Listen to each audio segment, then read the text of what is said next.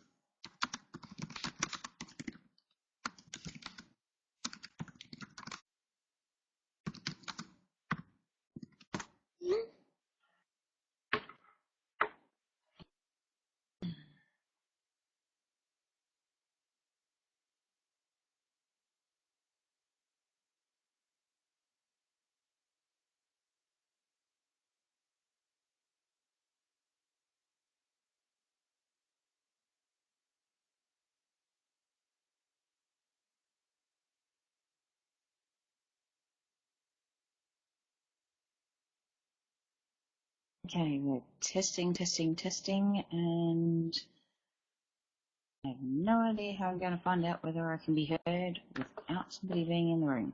So I will come back.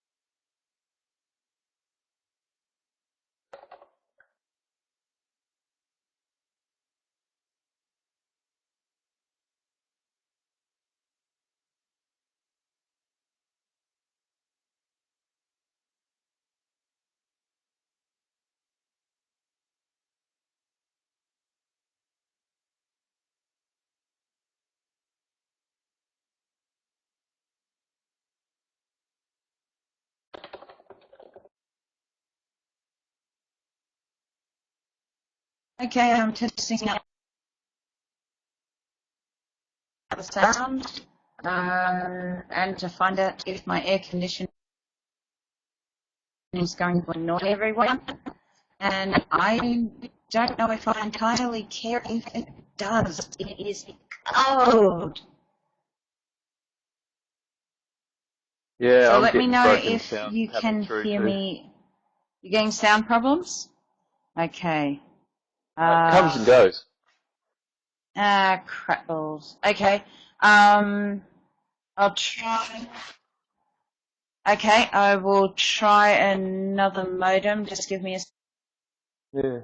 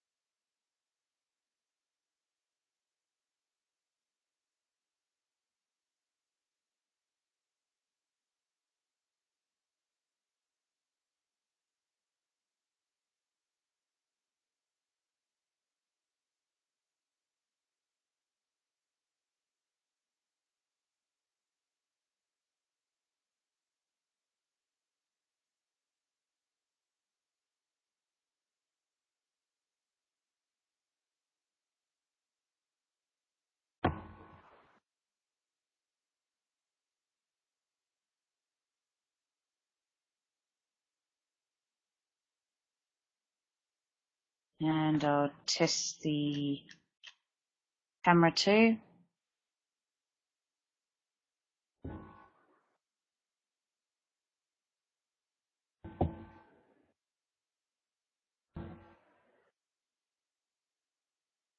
Is the sound any better or is it still choppy?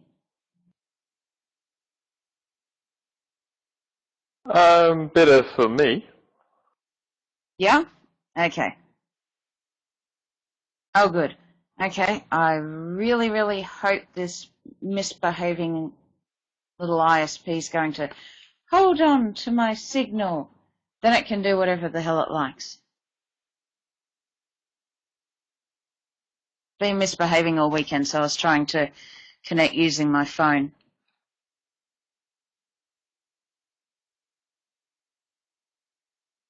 Okay, and vision's okay?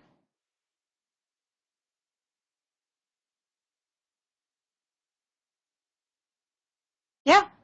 Okay. Alright, I might send out on Twitter that we've got 5 minutes and then we're going to start.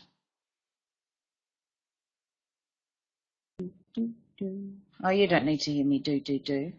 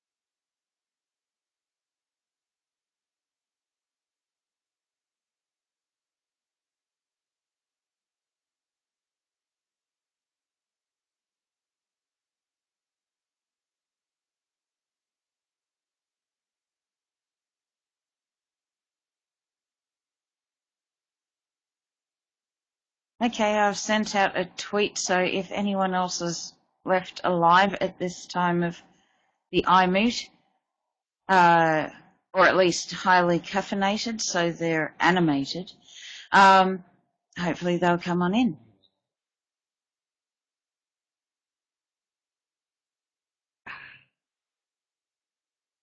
Okay, if you can hear a purring in the background, it's actually 2 pugs who are snoring.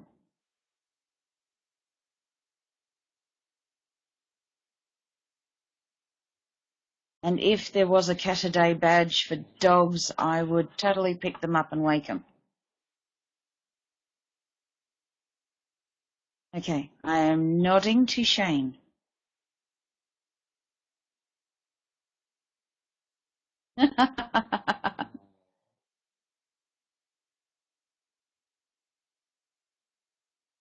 we should have a pug mummy badge.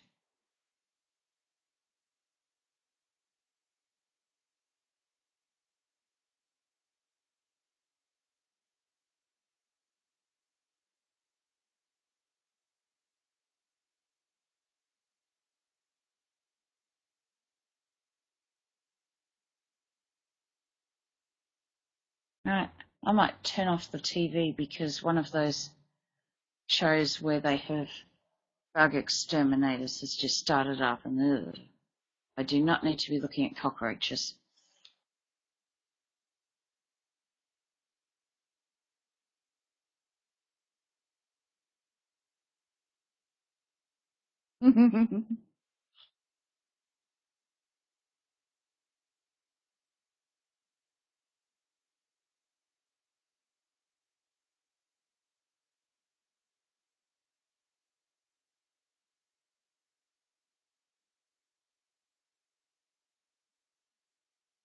Okay.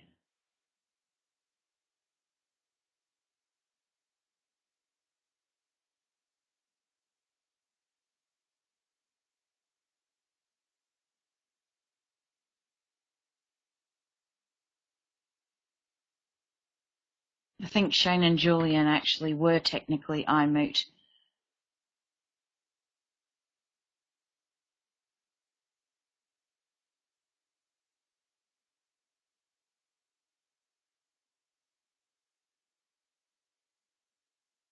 Okay, I'm going to have one more sip of caffeine and then we might start. If you want to I'll be watching chat the whole time, so let me know if you have any questions, and I'll try and answer them as we go.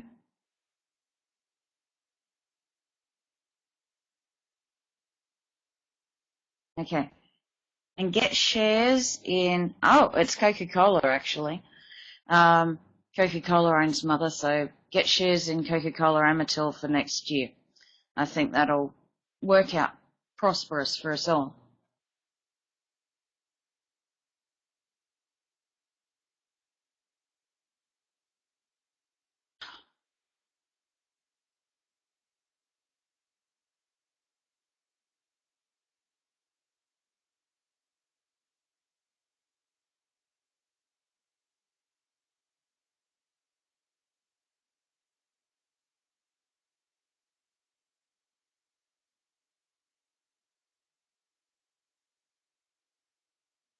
Yeah,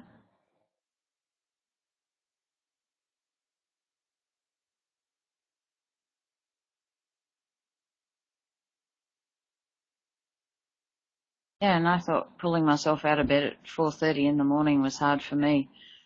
Shane was already up. And it's Perth.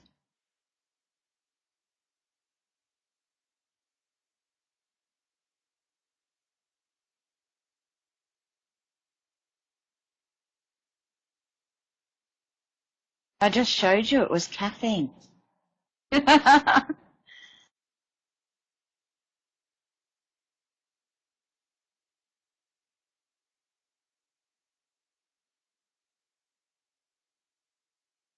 True.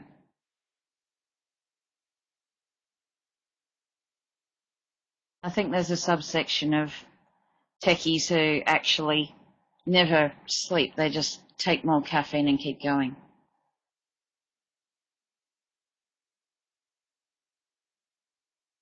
Maybe it's the next evolution of human.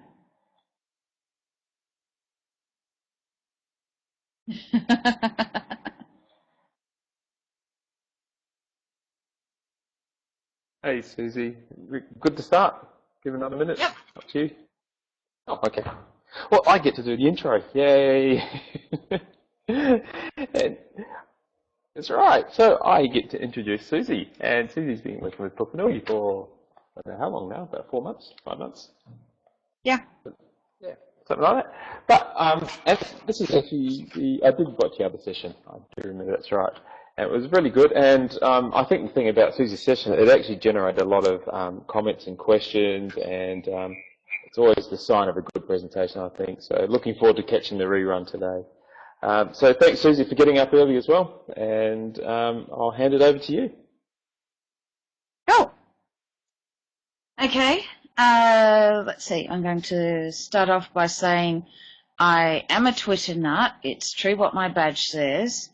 And on the slide, you'll see I've got what hashtags we're going to use. I'm adding in the Mutant Lab just so I can figure out what ones are directed at me. I should also put there, I'll just add in.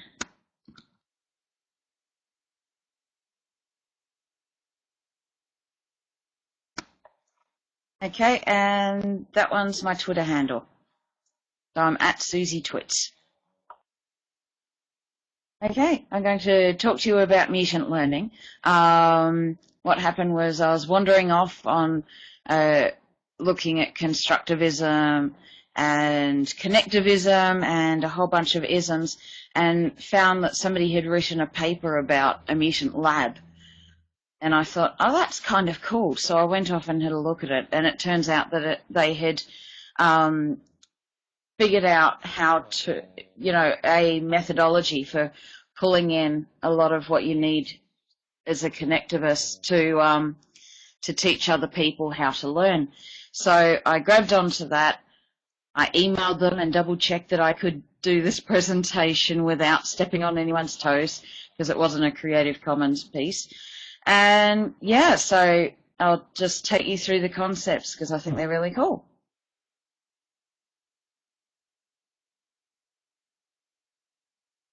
Right, who is this strange woman before you? Well, my hair's a bit different to what's in that little cartoon, and I'm definitely in pajama pants right now, but I am I know it's me. I am a Twitter. I blog a lot as well. I've been moodling around since 1.8. I have been doing, let's say, a postgrad ed course as an ed tech, and also helping write the curriculum. And then I went into the private sector for a bit as an L&D manager, and then I decided I actually like teaching people rather than writing out vast amounts of curriculum. So I was lured over to Pukunui, which is fine by me because they've got a good reputation. And I'm very, very passionate about, I'll move that little pointer because he's right in the way, very, very passionate about learning and development. I love learning tech and engagement and these sorts of topics. Let's see what else. I technically have what is known as a squirrel brain. I've had the brain scans and all the rest of it, and I'm a confirmed squirrel, which means I have ADHD, including the H, so if I start bouncing around, you'll know why, because I've just had caffeine. So you can completely distract me with what you're saying in chat, so if I get wandering off track, you have to watch my other session. Okay. Next magic button. I'll try not to announce every time I hit a button to change the slide.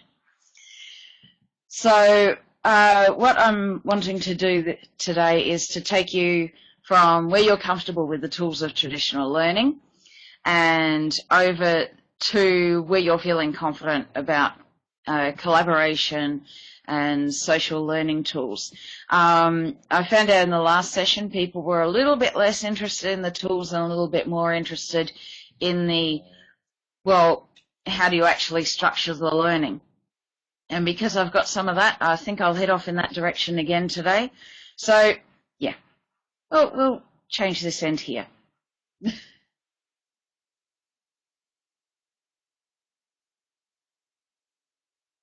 Come on, I've hit button. There we go.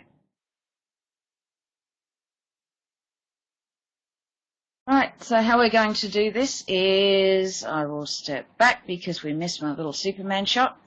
I'll start off with a bit of theory and then we'll talk about developing mutant learners, which is the term that I love. Instead of connectivism, because at 5:30 in the morning saying connectivism isn't natural. So I'm going with mutant learners. And then I'll talk a little bit about the Moodle tools if we actually get to it. I think when we talk about the processes and things like that, that you guys will be able to start picturing in the back of your head exactly what tools you could use for it anyway. Right, so a little theory first, and yes, I'm going to be up the front with the chalkboard for a little bit, and it's not very connectivist whatsoever, but I just want to make sure that I'm covering everything with you. Click. There we go. Now, this slide is packed full of goodness. I've got a reference down the bottom, which you'll be able to grab off the actual slide for where this thing lives, because I think it's a great graph. We've got the teacher-focused areas, which are basically what most of us have grown up with. It's all very, the teacher is up the front, throwing knowledge at you, and you've got to try and catch as much as you can, while fulfilling all of the rules that you have to, like, you know, putting up your little hand and all of that sort of thing. And, you know, I won't talk unless you ask me to. I won't be sidetracked by school as prison model. When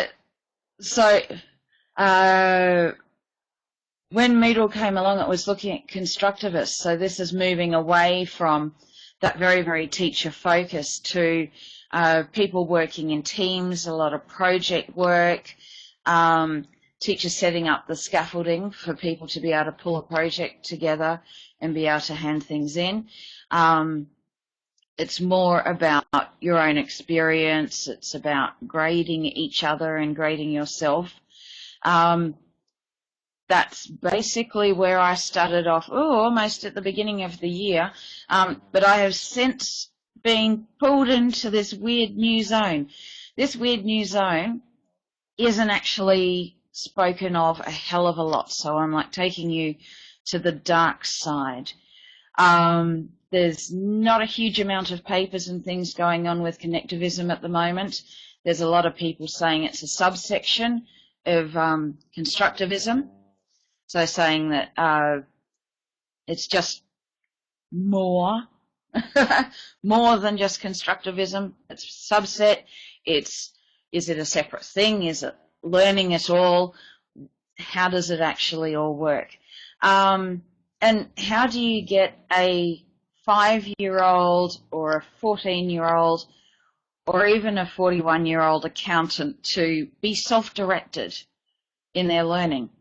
Does that mean that they're not going to pick up the basics of what you need them to do to tick all of your curriculum boxes and things like that? So we're going to have a little look at that and see if there's ways that maybe we can bring in some of the constructivism as well and still be able to tick all of those boxes that vocational or the university or national organisations actually need us to. Tell me if I'm going a bit fast. I think my brain's going, if we finish, I can sleep.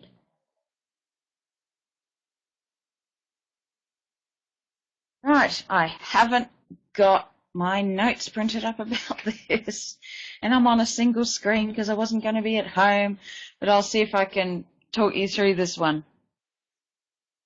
Yeah, it's a little bit like SOL. It's professional learning networks. Maybe it's also the term, because I heard of it as social learning first rather than connectivism.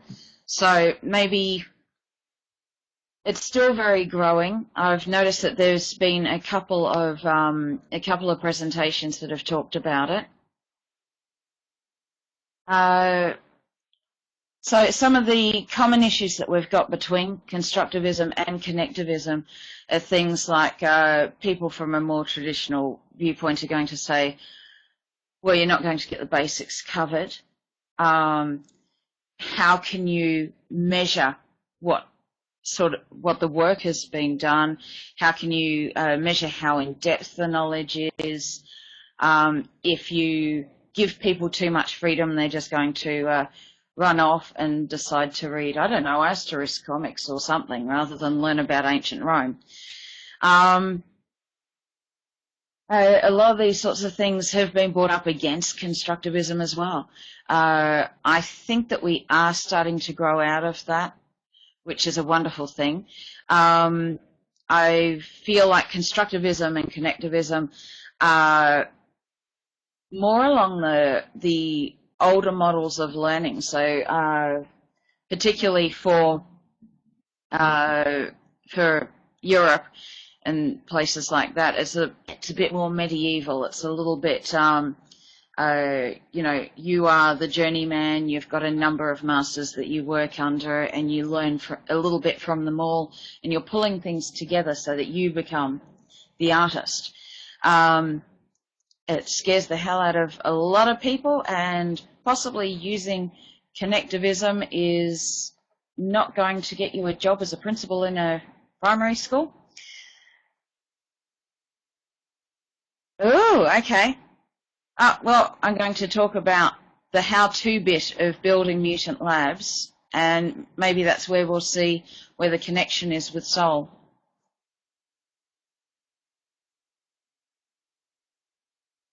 If we change slides, yay! I am not going to say this guy's name. It starts with a V. It's not even 6 in the morning. It's not my language. Basically, this guy said, by working in groups of people, and particularly where there are people who are a little bit more knowledgeable on that particular subject, they can pull you from what you can really, really easily do, even into the too hard for me basket. So it's about collaboration and bringing people outside of their comfort zone to where they'd normally be a bit freaked out. I love the learning zone. I think that sort of thinking is really good. It's very much building on what you already have, rather than here is a distinct, unique thing that doesn't fit into what you know at all. It's about growing. And you can have a teacher as the more knowledgeable other, but also beyond that, it can be other kids in the class. It can be other students in the tutorials. It can be people on Twitter. It can be just being around other people. They've all got slightly different ways of understanding a subject. So even if I hung out with other people who say, "Oh, I'm a connectivist too," I'm sure we'll talk forever. So it really is, that's why I like the word connectivism, is that it really is building us in with other people a lot more. My little squirrel brain just went off on a side tangent and said, well, if we are building the connection between people, does that mean that we're less likely to have Columbine and things like that because people are feeling connected in community rather than being a separate issue? Ooh, might be. This could solve all of our problems. And waiting for slide. Yay! So now's the fun bit. And I'm going to talk a bit about how the mutant learning schema fits into all of this, and saw some of the terms that I'm going to be using. And yes, it's Wonder Woman. I love Wonder Woman.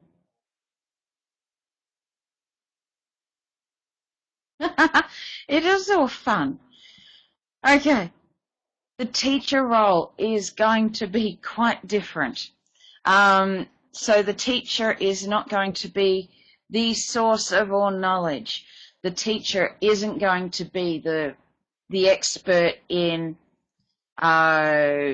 planetary physics, as well as being the best artist ever, as well as they don't have to know everything, because people are able to, the teacher can help you connect into these other communities and help you work out how to sift through the knowledge that you're gathering.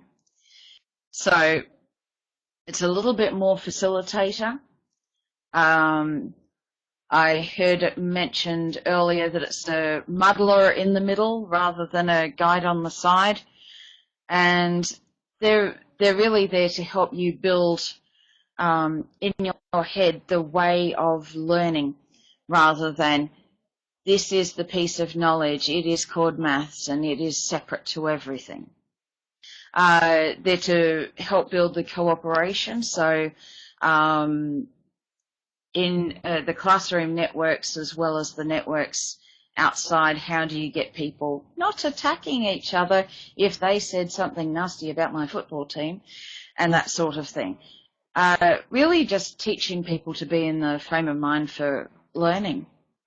And as a teacher, prepare to share your own resources. So if you hear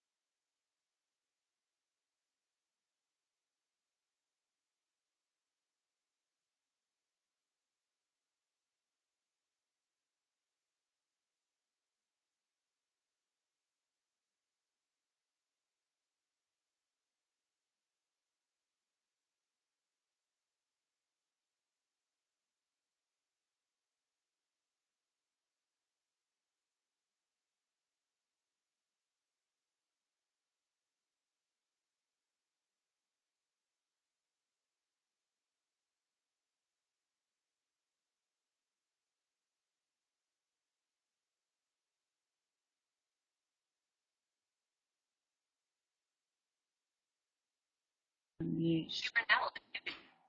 And start sharing. Sorry about that. I've got a really crappy internet connection here. You know, it's the bane of being in the middle of suburban Sydney. Yay, I'm back. Okay, I have no idea how far we got into that before I disappeared. Let's see, basically I was talking about teachers helping to build the connections, helping to get people into other networks and things like that, and teaching people basically how to learn. Oh, am I still on? I'm getting nervous now.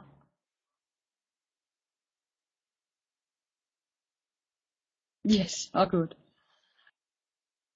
Now, I am not presenter. There we go. Now I am.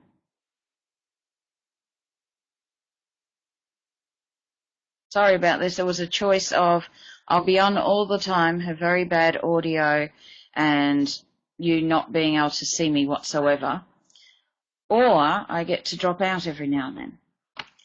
Okay, we've got my next little slide here. These are different types of learners, and I'm not,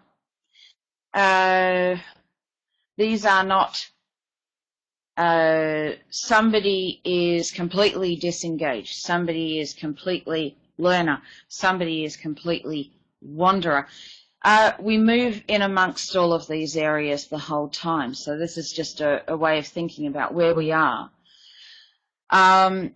Disengaged, this is where the zombies live. Basically, these are the people who say, okay, I am in your face-to-face class and I am going to sit here and you are going to make me smart.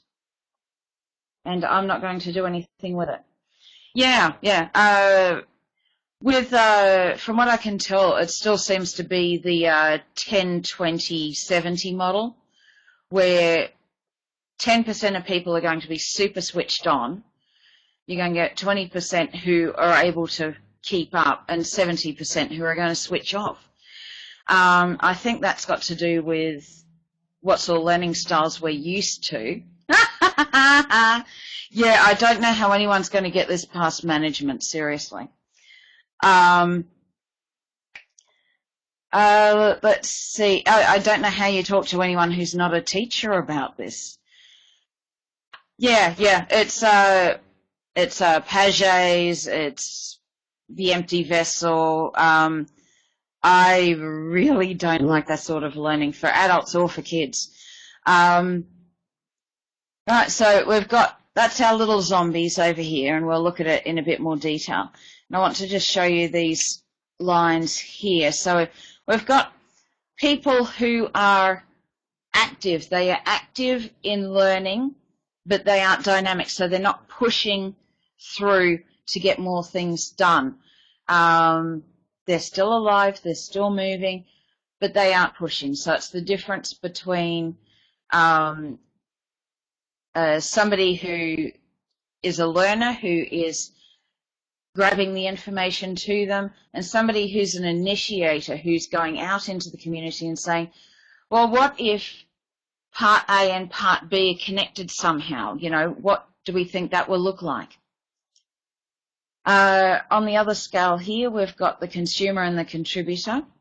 So we'll go with the initiator again. The initiator is a consumer. They are asking the questions and they want to know the answers, whereas your creator is somebody who has, maybe they've already found out the answer, or they're able to pull together the pieces and come up with an infographic, or come up with some articles, or they're writing a blog, or something exciting with which they can share with the initiator and the learner. All right, now we're going to look at a little bit more detail with these guys. How's my interweb? It's still alive. Good. Okay, here's Mr. Disengaged Zombie. He, and I'm only saying he because this one's dressed as a he. He or male identified zombie says, I really don't care and I don't want to explore anymore, and I just need to sit through this bloody maths lesson and get the ticks and the stuff done at the end, and then I get to forget everything, and that's perfectly fine with me. Or my boss has sent me on this course, I need to be a butt in a seat and get the participation certificate at the end. I believe that some of these zombies are going to be able to be turned, and there's going to be some people who, on some subjects, are just not going to want to be there, and we won't be able to change them from being a zombie whatsoever. What do we do with them? I'm not particularly sure yet. As I said, very new field still. The learner's a bit more exciting, and I think this is where a lot of people start off with social learning, is they want to know. They go round looking at somebody's Twitter stream and going, oh, there's a bit of information here and a bit here. But they're internalizing it, and they're keeping it within themselves rather than sharing it back. At some point in our lives, we all have to be learner. We do read a book and internalize it and chew over it and that sort of thing before we do anything else with it. I think a learner state is not bad whatsoever, as long as we move around some of the other types of mutants as well. So they want to know they're sitting back, they're letting other people do the active work to teach them, but at least they're being connected.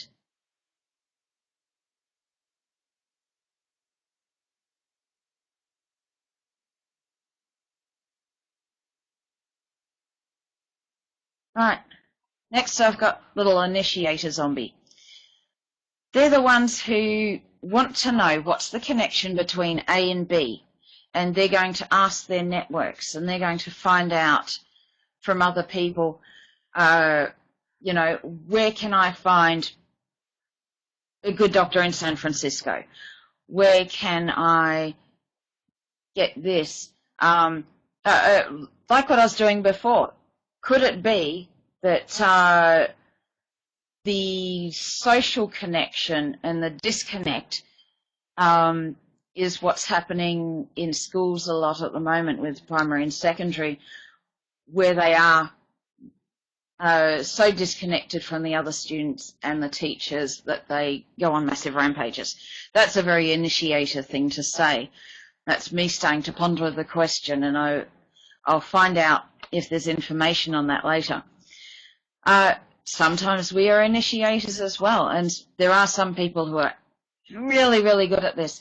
And I think for a teacher role, initiator is a good way to teach. Let's see, hit button. Yeah, it looks like I'm going to announce every time I hit a button to you. Sorry about that. Okay, the Wanderer. This is the type I flowed into after I'd been a learner for a while. I turned into a Wanderer, which is I didn't have a strong purpose on what I wanted to know. I was happy bouncing around between blogs and between ideas. And if an initiator said, oh, I'm looking for an article on something, I can go, ooh, I'll put you in connection with this person, or there's a great blog here, or I saw a YouTube clip on that. And so I'm able to share with them. I'm not creating, I'm not putting concepts together or anything, but I am at least moving, I'm active within the community.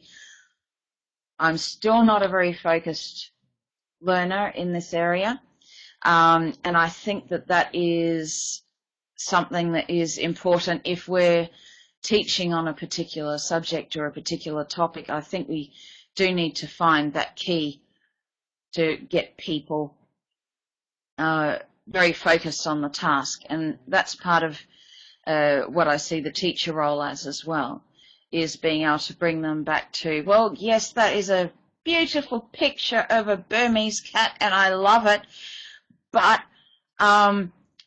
we're actually researching the SPCA or something else, and let's pull back to task. I think a wanderer does make an amount of connection. Creators make a lot of connection. So typically they've been spending a fair bit of time as a learner and pulling things together and making some of the connections. But then they say, I can make an infographic on this, I can make a YouTube clip, I can write blogs on this, I can go into the discussion forums and share these photos that I've been making of this particular thing. So your creator is very active in pulling everything together.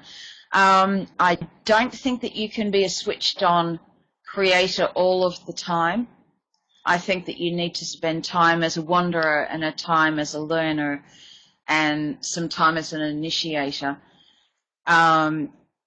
Sometimes you're moving into a new topic area, so you do need to have time initiating and wandering and learning before you can start creating. Creators are my favorite type because I feel like they're very, very connected back into the community, but we do wander around the 4 different types and hopefully not spend a lot of time in zombie. I think at this end of the iMoot we're all a bit zombie. That's to do with vast amounts of caffeine and being tired and having our little heads so full that if we remember where to get the information from, that's okay.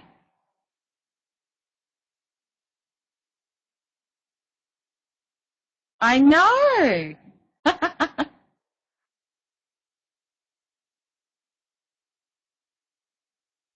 Yeah.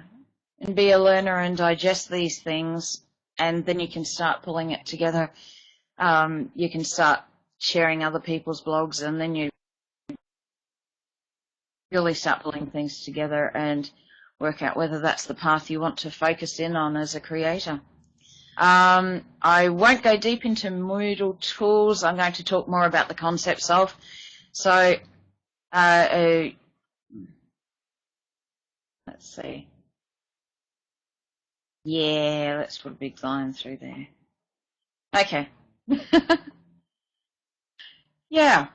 If you've got a real disconnect, if you can't pull it, I think if you can't pull it together with the other things that you already know, that's where I kind of stumble back a bit into, it's fallen out of my head entirely. Constructivism.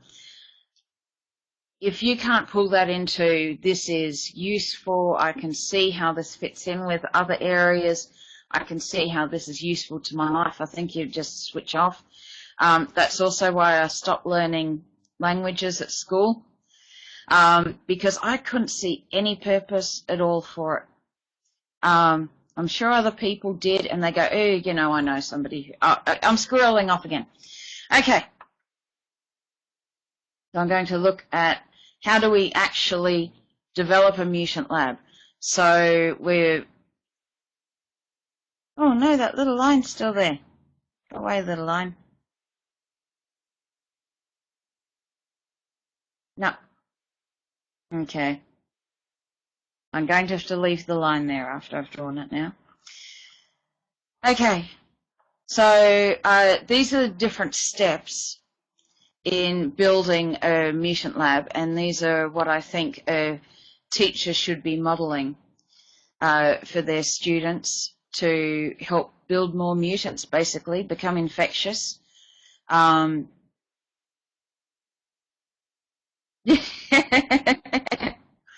Yeah.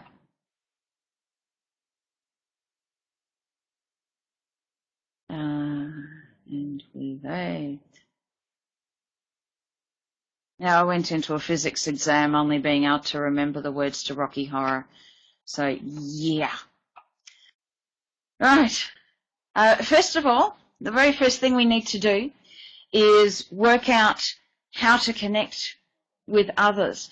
And that means, first of all, we do need to socialize. And with face-to-face, we do this naturally, but I do not know of a time where I'm going to be in a room with everyone who I want to talk to at the exact time I want to talk to them, because that would be awesome. Maybe at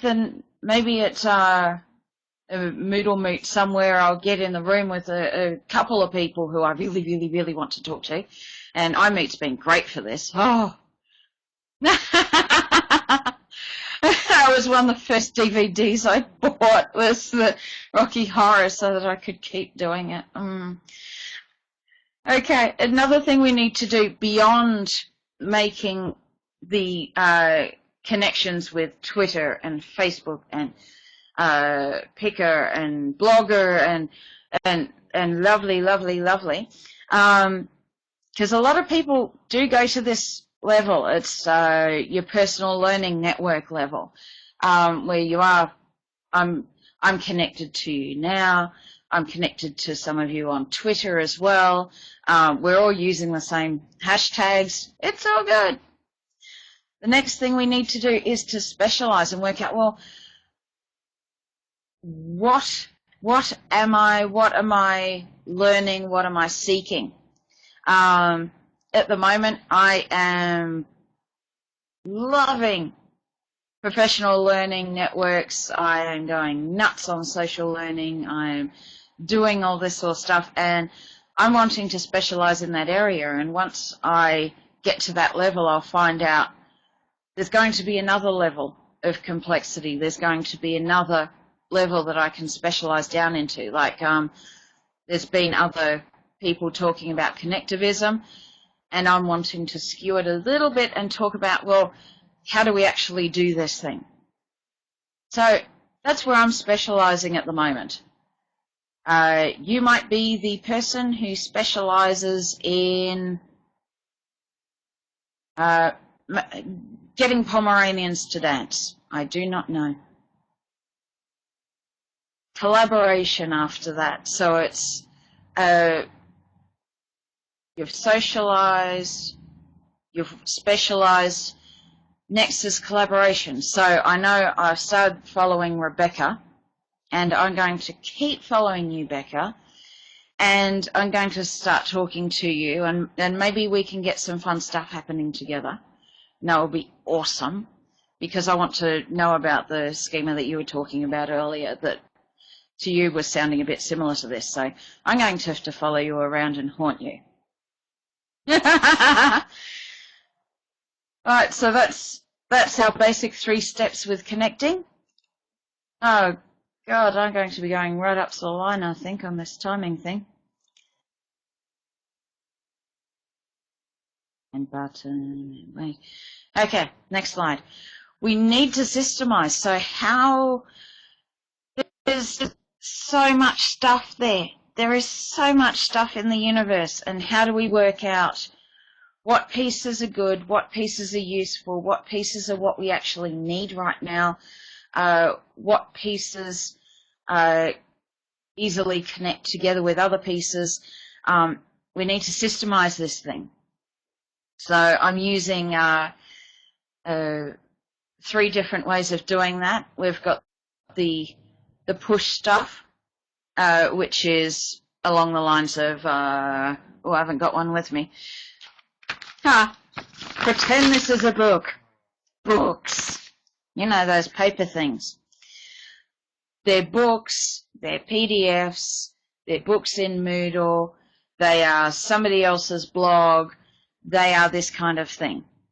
So they are things that are being pushed at me. Then we've got pull, where I go searching on terms. So I'm off to Google or Wikipedia because I need to explore it a little bit more and dig a bit further in, but I need to direct it. Maybe in something that's a push, I see a URL that I want, and I'll go chasing off that way and have a look at it. And the last one there is retrieve. I am a huge fan of tags. I am going to tag everything in Moodle. I tag everything in my blog. I tag everything. I was mad for Delicious. Now I heard that it was gone, which scares the hell out of me. So I've left that alone now because it scares me. But Delicious was a way of me pulling in the information that I wanted and then tagging it so that I could really easily find the information that I needed. I prefer tagging to a lot of other things. If, for example, your bookmarks, if things are in a folder, they are in one folder. If things on your computer are in a folder, they are in one folder. If your book hasn't, if your book's in the bookshelf, it is in one place. Tags are brilliant because I can, it's a bit more like your old-fashioned card catalogue in the libraries. God, I'm sounding old. Card catalogue, I can search on topics, I can search on keywords, I can do it that way and pull in the information because there's a chapter in that book, and then this book over here has a couple of really good paragraphs, and I need to tag it so I can pull it all in. The good thing is later when we get to the share bit, I can share those things. So you're still using Delicious? Yay! Okay, I'm going to go back and start using that thing again because I was scared I was going to lose all my stuff.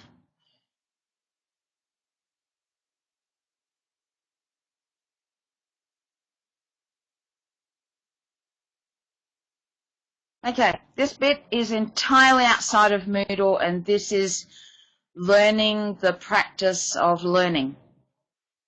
The 15-5 rule is for 5 days a week, 5, you're going to spend at least 15 minutes building your lab. Myself being a squirrel-brained ADHD creature, that 15 minutes is more likely to be 3 hours every second week or something like that rather than keep it blocked out. But it's just to basically get you in the habit. I'm really, really bad at time management, so I should be doing this myself. The next thing is to block it out in our little calendars and to make sure that we do spend time with our networks. The time that I spend on Twitter is more than often during ad breaks while I'm watching TV, because in the background my brain is going, oh my God, I think I see how to do this. So Twitter drives husband mad. Will you put that bloody phone down? Yeah, okay. I've kind of tentatively blocked out that bit of time at night to spend on Twitter. I'm trying to spend time on my blog as often as well. The last one is stick to it, and again, as a squirrel-brained ADHD person, this thing don't happen for me at all. I'm wondering if I would be slightly better at this if my parents and my teachers had have taught me this. It would have made it so much easier in studying for the HSC and everything. That's our, like our leaving certificate here. So, yeah, I'm still working on this. Franklin Covey will be really happy with me if I keep working on this.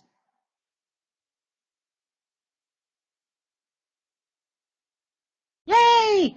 Now, this slide I love to death.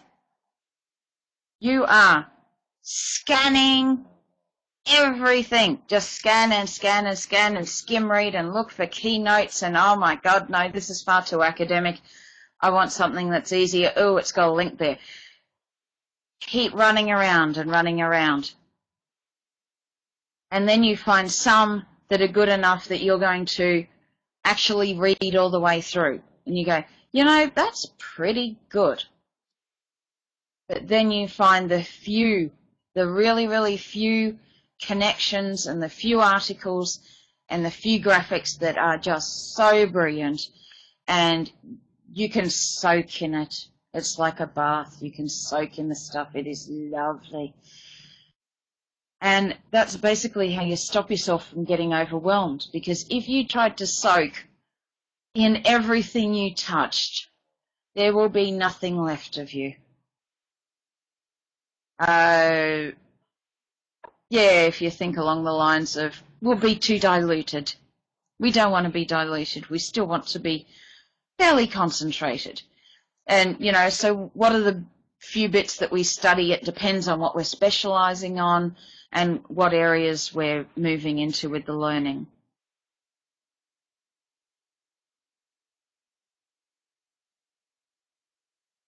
Oh, definitely do that.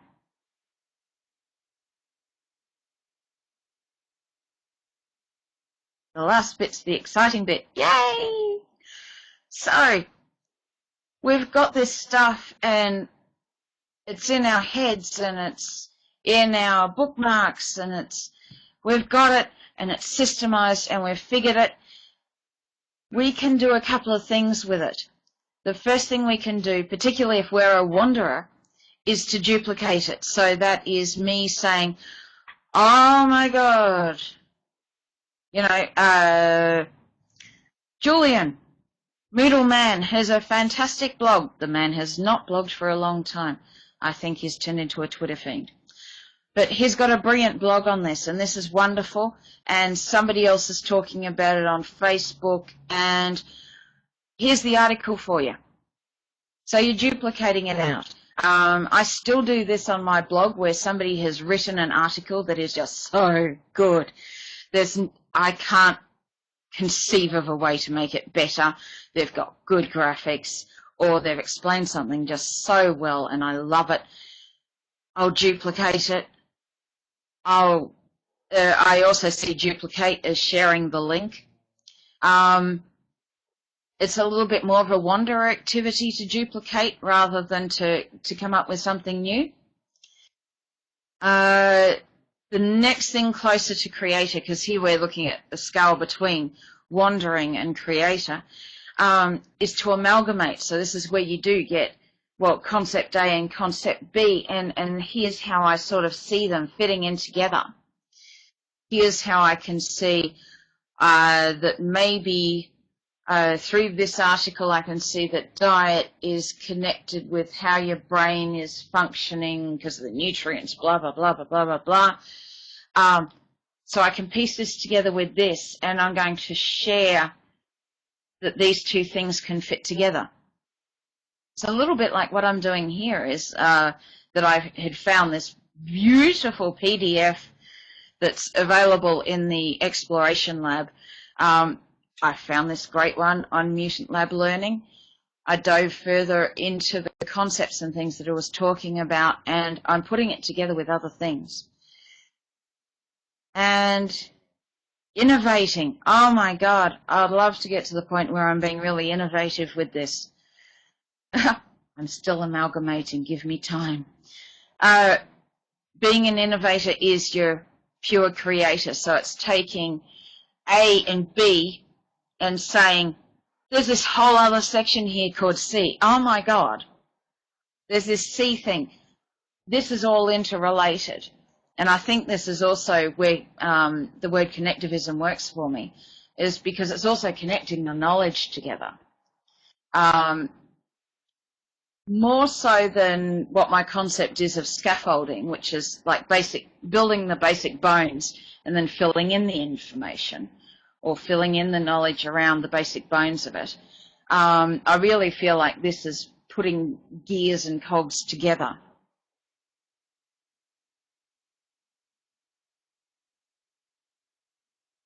You can tell I'm not at all passionate about this subject whatsoever, not at all. Right, so that's basically my slides. We can talk a little bit about the Moodle tools that will help us with the different segments of building a mutant lab, and how we can build labs online, or in my last session, somebody suggested giving people an entire course. So giving the student a course and the skills and the ability and basically the permissions to be able to put things together themselves. That's really, really flipped classroom, and I love it.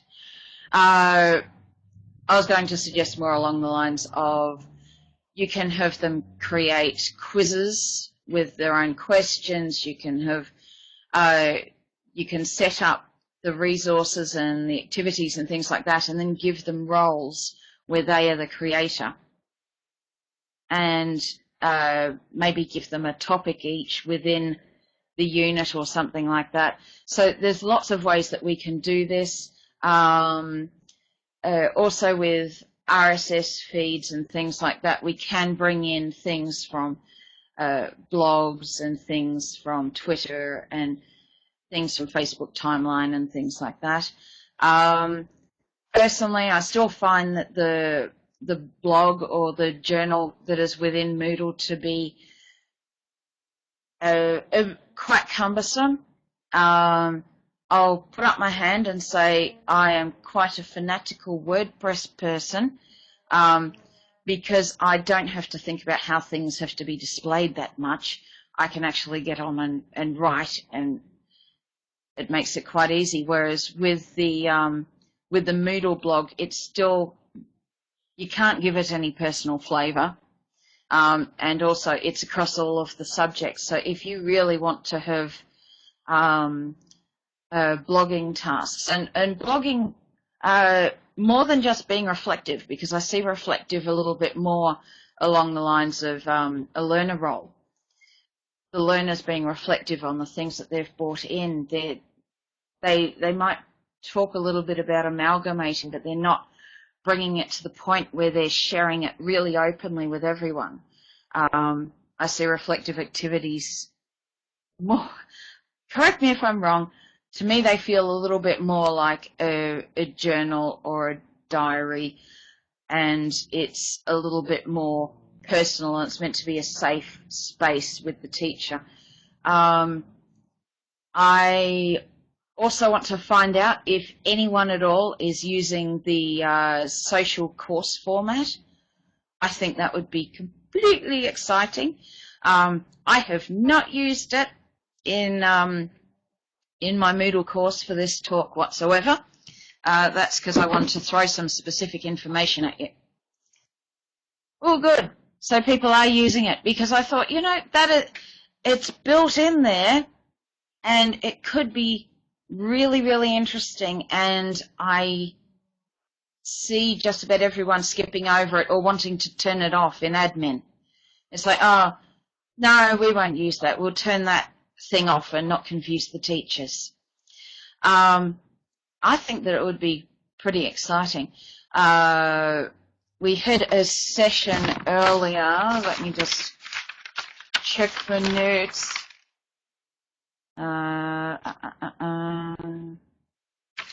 Not there. Where is it? It was Ian Doherty talking about Moodle in the world of MOOCs. And he was saying, oh, see, Squirrel Brain's just completely gone there. But he's using discussion forums a lot. I think it was Ian Doherty that was also talking about, no, it was somebody else. Don't mind my squirreling. I've got links to pretty much every other session that, at least on the surface, I can see connects with the subject in the course.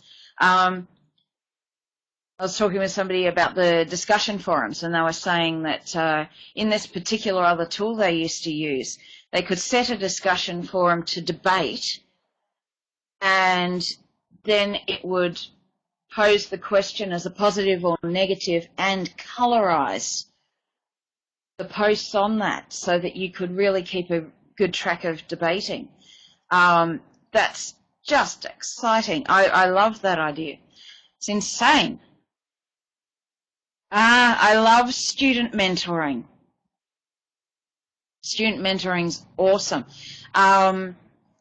one of the very, very first articles I ever read about education, and I think the thing that really sparked me off, and this is me way back in university, you know, before I dropped out of my first degree, was an article about breaking down the boundaries and getting kids of different ages and different abilities together and having them work on projects together. And so they're learning to be cooperative, they're learning to work with other people of different levels, they're learning that the kid who's a bit younger than them isn't a complete dunderhead, that he might actually have something really interesting to say. And that's all cross-ability team, and get those working together as opposed to keeping people so separate. That way of thinking's really, really stuck in my head, and I completely love it. As I sort of read a bit more about Montessori and Steiner, it's all sparking off in my head. I think I've come to the end of that particular thought. Is there any questions or any other comments people want to make?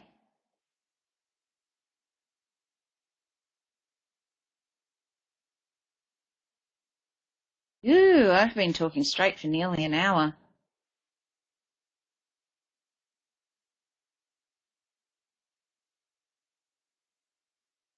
Ooh. Oh my God, I've got Mary Cooch in here. And Rebecca Barrington. I think, yeah, I think they need a purpose.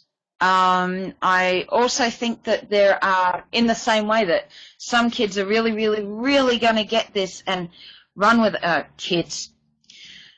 Some adults as well are really going to get excited and run with it. Like I love this way of learning. It really buzzes me, but I am also, I have to remember, I technically have a squirrel brain, and so that could be part of it. And the rest of the normal people might not be all that interested in getting this involved. I do think that some of the concepts with it and the idea of a learning lab, a mutant learning lab could be used within a more standard course. So if you've got a course that is more constructivist, you can have an area or maybe a topic or some of these ideas and bring them in, particularly because I still really don't know how this would pan out as a complete concept for a complete schooling or anything like that. I have heard of a college over in the States that their senior, must be high school, their seniors are allowed to opt out for 6 months and have like a learning lab where they are to pick a particular topic and they're to teach each other, as well as come up with a project that they do together and share out with the community. That is something that's put into their timetable, so it's almost like a lesson, so they get time in it. That just sounds awesome. And I'm trying to keep up with how that sort of thing's going. I love independent learning. Let's see. Another thought that just popped into my head. Oh, yeah, what I'll do is I'll pop these as well. I'll put them in as PowerPoint as well as PDF so that you can pull them and rip them apart and do nasty things to them. I'm a huge fan of Creative Commons, so spread it out into the universe. I completely forgot where I was going before I read that. Oh dear. It's so much fun being a squirrel.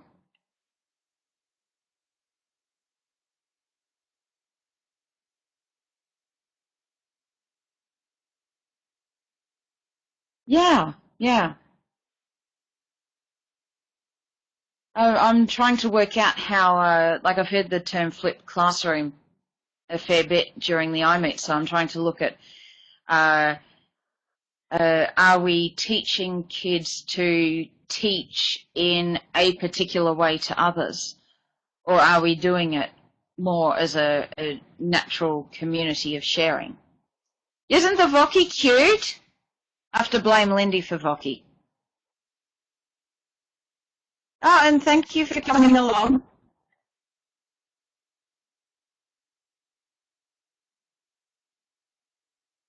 I tried to make her a bit fatter.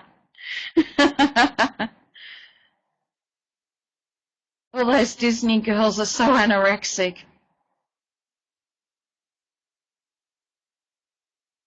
Hey Susie, it's Shane here. Just thought I'd quickly jump in and say thanks for an entertaining presentation, but also one with a lot of really good ideas.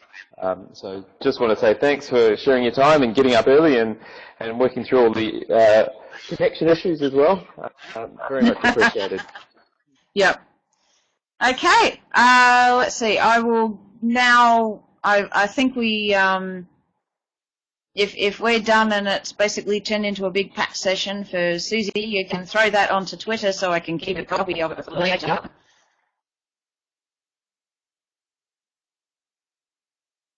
Put it in my I'm not depressed about being a squirrel brain jar. And I'm going to go back into the course and have a talk in the forum. Okay? Oh, yes, go exploring in my blog. Okay. See you, everyone.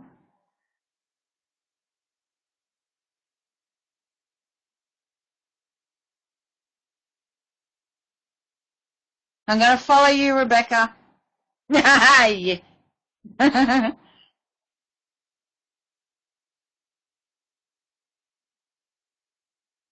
You are currently the only person in this conference.